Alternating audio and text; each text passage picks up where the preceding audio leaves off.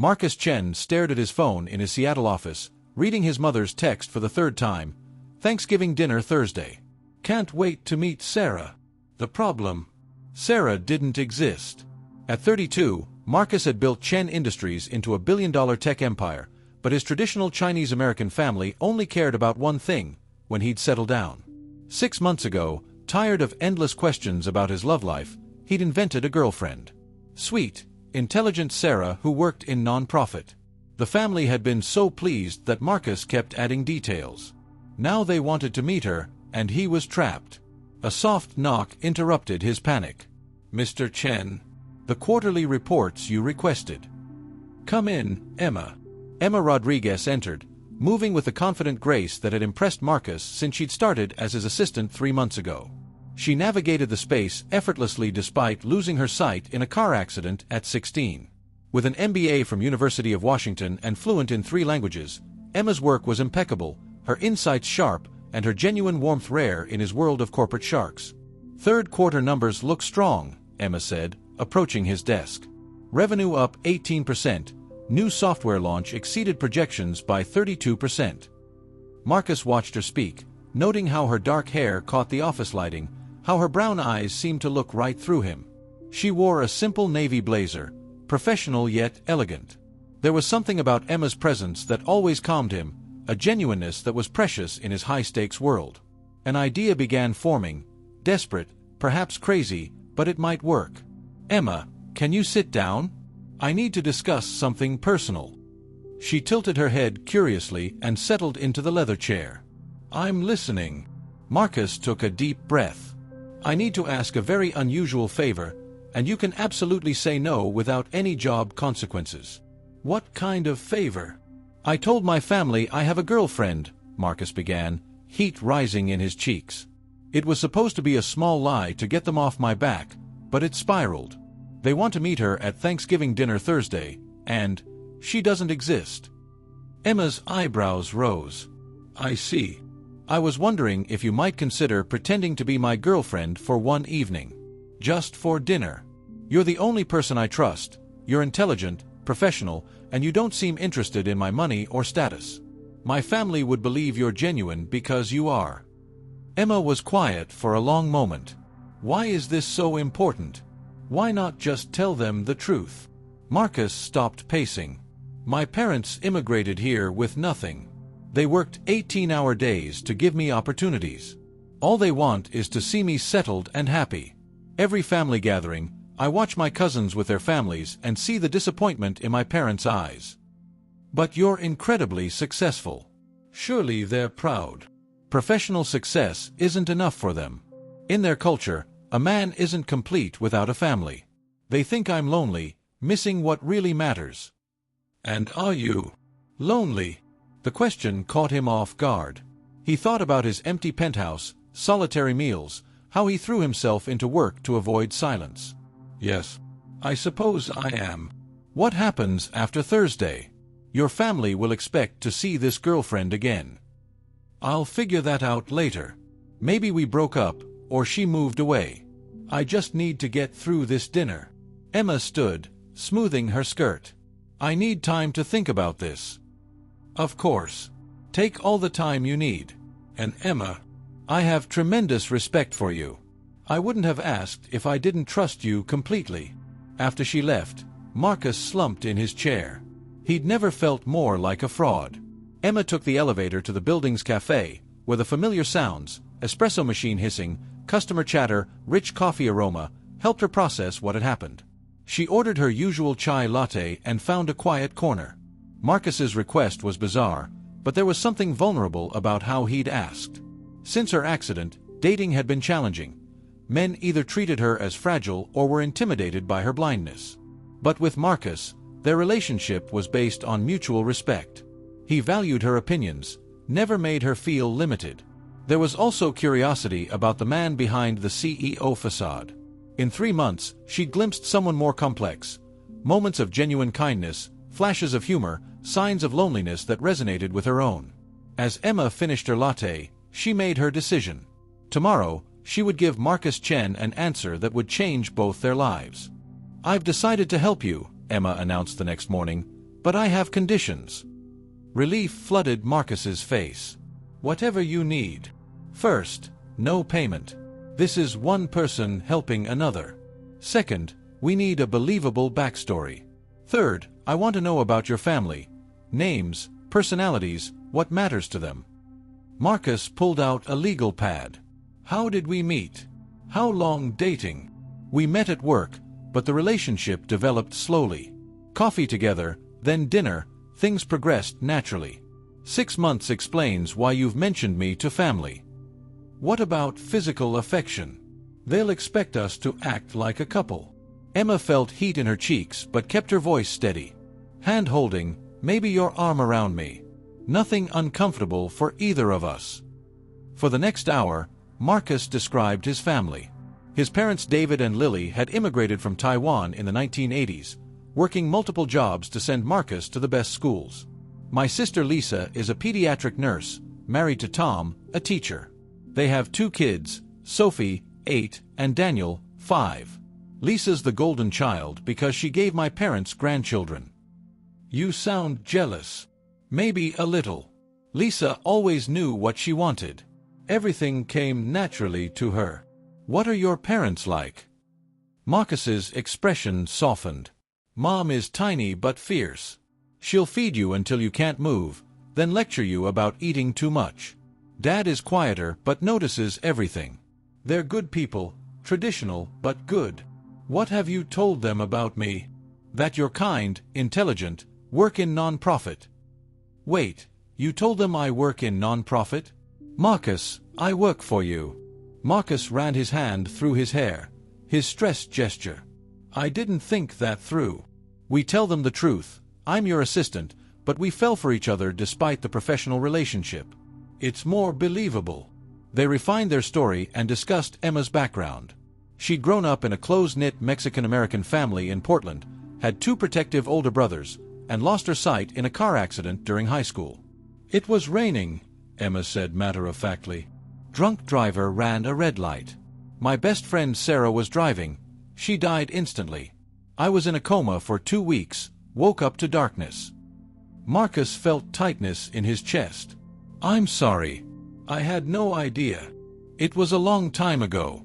The hardest part wasn't losing my sight. It was losing Sarah and survivor's guilt. But I learned that feeling sorry for myself doesn't change anything. I can focus on what I've lost or build something meaningful with what I have.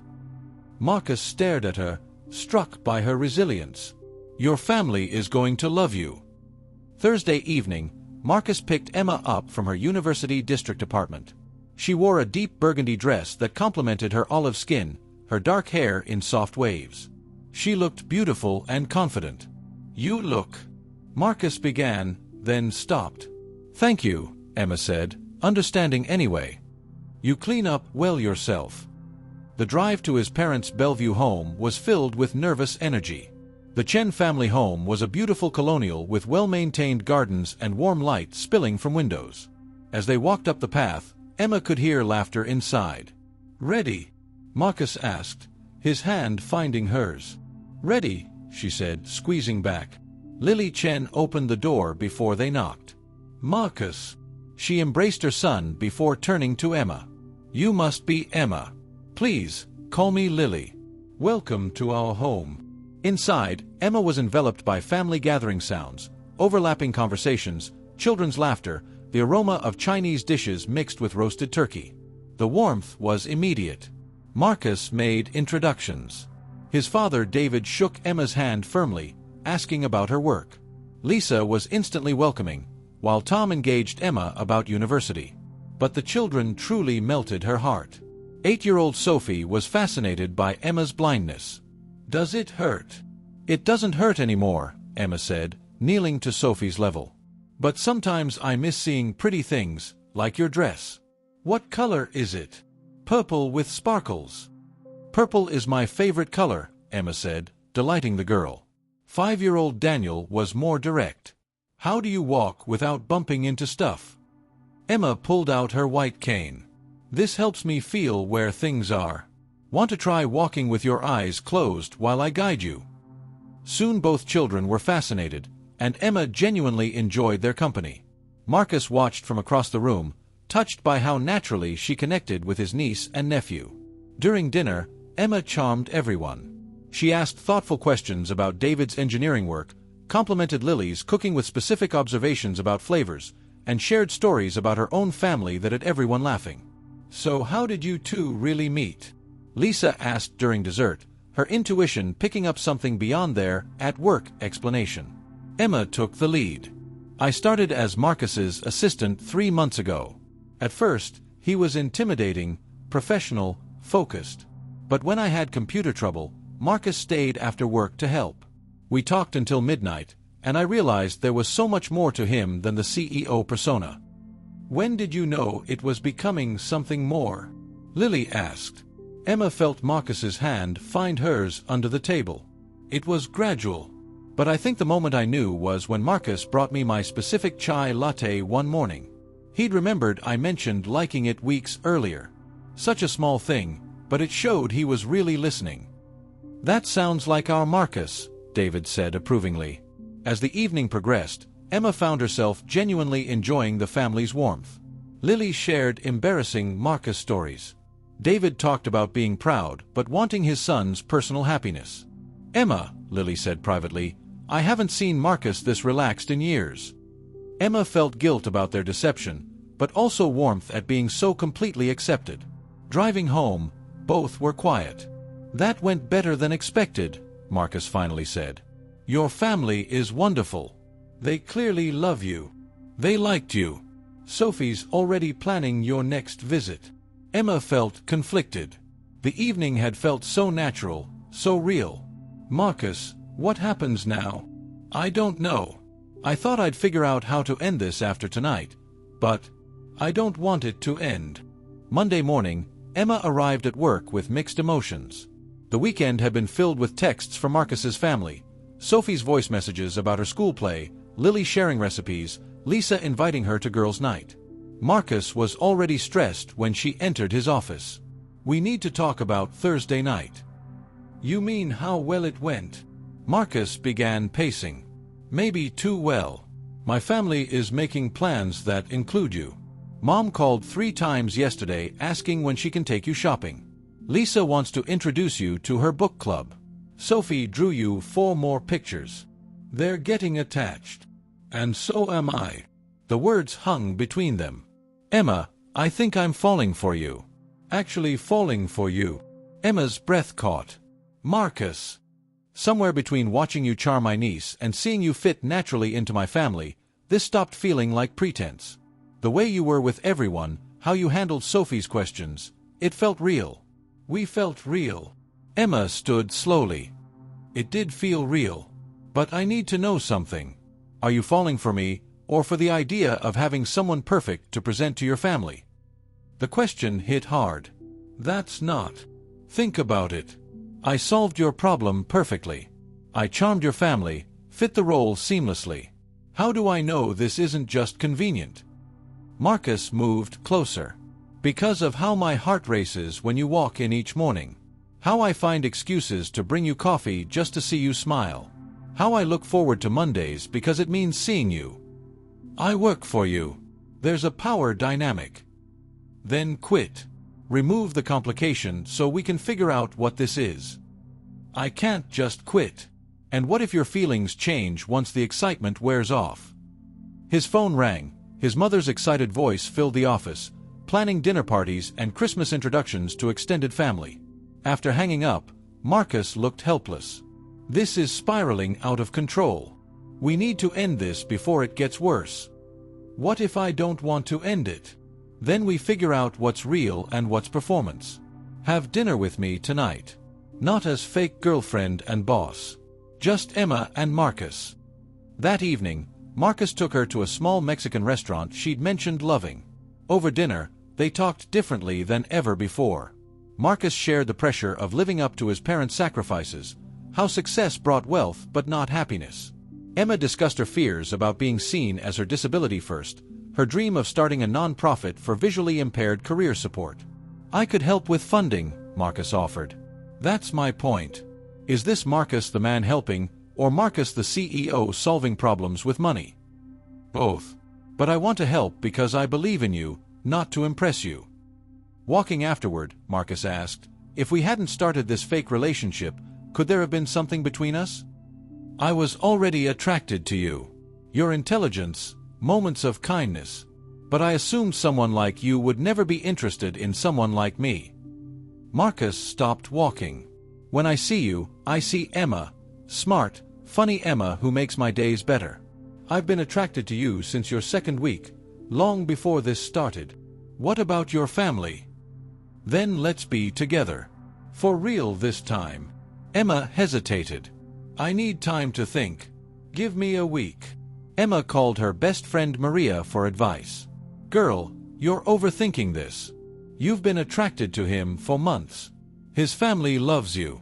What's the problem? I don't know if his feelings are real or if he's just grateful. Maybe both can be true. Maybe this gave him permission to explore feelings already there. Friday, Marcus couldn't wait anymore. Have you decided? Yes. But first, if I say no, can we go back to how things were? Honestly, I don't know. I can't unknow how I feel. That's what I thought.